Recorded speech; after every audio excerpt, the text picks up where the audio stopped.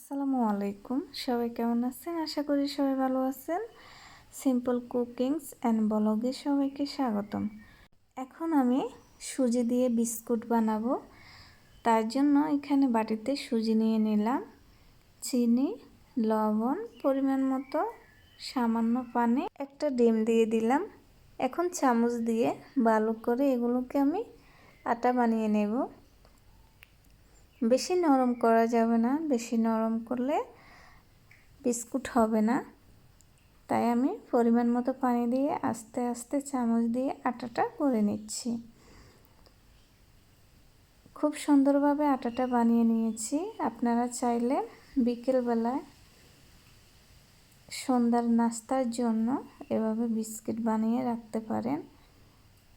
এটা বানিয়ে বয়মে সংরক্ষণ করা যায়, খুব সুন্দর ভালো থাকে। আমি সবসময় বানিয়ে থাকি আমার ছোট বাচ্চার জন্য। তেলটা খুব গরম হয়ে গিয়েছিল, তাই দেওয়ার সঙ্গে সঙ্গে লাল হয়ে গেল।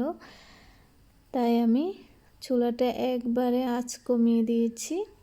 এখন অল্প আছে, অনেক সময় নিয়ে আস্তে আস্তে ভেজে নিতে হবে, তা না হলে ভিতরে কাঁচা থেকে যাবে। বিস্কুটগুলো খুব ভালো করে হয়ে গিয়েছে। এখন আমি এগুলো উঠিয়ে নিচ্ছি। অনেক সুন্দর বাদামি কালার হয়েছে। এখন বাকি বিস্কুটগুলো আমি ভেজে নেব।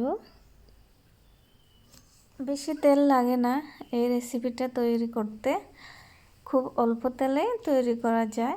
আর একটা ডিম দিয়ে অনেকগুলো বিস্কিট বানানো যায়। এক পিঠ হয়ে গিয়েছে খুব ভালো করে। এখন আর একটা পিঠ ভেজে নেব, খুব অল্প আছে, হয়ে এসেছে। এখন আমি একটা একটা করে নামিয়ে নেব।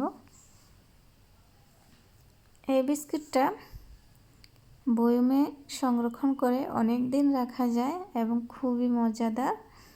আপনারা চাইলে এভাবে বানিয়ে সংরক্ষণ করতে পারেন। তো ভিডিওটি আজকে এ পর্যন্তই। কেমন লেগেছে জানাবেন। আল্লাহ হাফেজ।